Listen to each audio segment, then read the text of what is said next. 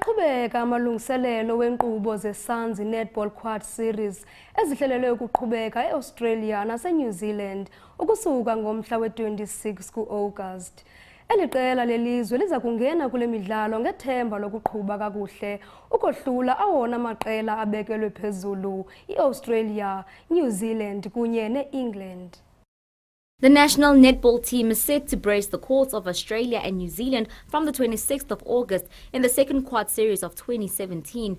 The Proteas form part of Sanzea, which features four of international netball's powerhouses: Australia, New Zealand, England and South Africa. Proteas goalkeeper Zanele Vimbela attributes part of the growth of the SA netball support base to the introduction of Sanzea. We have been getting a good fan base since the beginning of this year as well, in terms of the Sanzea coming to South Africa.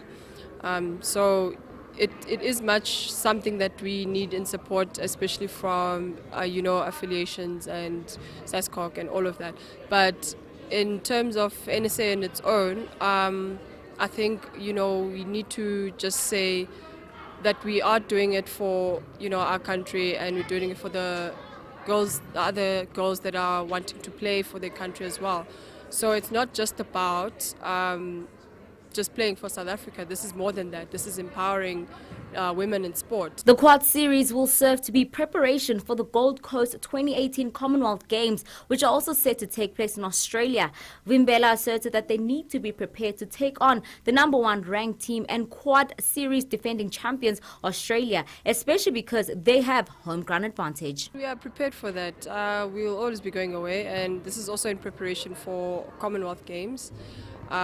So I think if that's the home, it's also their home ground in Commonwealth. So we have to be prepared for wherever we're playing, whether it's our home turf or whether it's their home turf.